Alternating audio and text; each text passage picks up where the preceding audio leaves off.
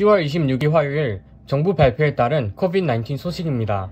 정부는 백신 접종 의무화에 대한 내각회의 결과를 발표했으며 COVID-19 신호등 시스템이 시작될 때부터 발효될 것이라고 공지했습니다. 새로운 법률에 의해 고객이 백신 접종 증명서를 제시해야 하는 사업체의 근로자는 백신 접종을 의무적으로 해야 합니다. 정부의 백신 의무화에 따라 고용주는 고객이나 직원에게 백신 접종 요구하는 결정에 있어 더 명확하고 간소화된 위험평가 절차를 도입하게 됐습니다. 백신 접종이 필요한 직종에서 백신 접종을 받지 않은 근로자에게는 고용이 종료되기 전에 백신 접종을 받기 위한 4주간의 통지 기간이 주어집니다. 고용주는 근로자가 백신 접종을 받을 수 있도록 유급휴가를 제공해야 하며 근로자의 백신 접종 상태에 대한 기록을 보관해야 합니다. 백신 의무화 준수를 위해 정부에서는 440만 달러 자금을 지원합니다. 뉴질랜드 전국에서 백신 접종 대상자 중 1차 접종은 364만 6,869명, 2차 접종은 298만 7,389명이 백신 주사를 맞았습니다. 오클랜드의 백신 접종 대상자 중 90%가 1차 접종을 받았고 77%는 2차 접종까지 완료했습니다.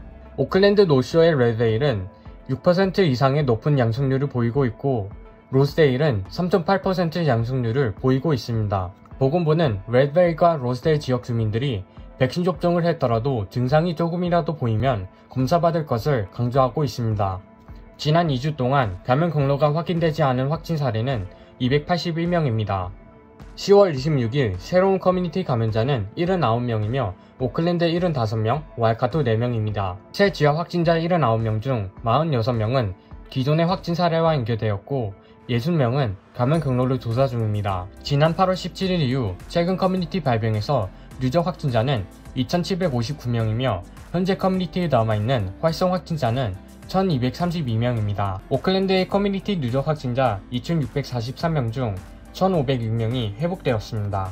와이카토의 누적 확진자는 91명이고 25명이 회복됐습니다. 병원 입원자는 37명으로 어제보다 2명이 늘었고 중환자실에는 4명이 입원해 있습니다. 최근 커뮤니티 발병으로 병원에 입원한 확진자의 전체 평균 연령대는 45세입니다. 지난 2주간 평균 입원 연령대는 38세입니다. 이번 발병에서는 전반적으로 나이 어린 사람의 입원이 많으며 입원 확진자 372명 중 6%만이 65세 이상 연령대였습니다. 이는 65세 이상 연령대의 사람들이 백신 접종을 2차까지 거의 대부분 맞았기 때문으로 분석되고 있습니다. 정부에서 관리 중인 접촉자는 2,700명입니다. 어제 하루 전국에서 14,430명이 COVID-19 검사를 받았습니다.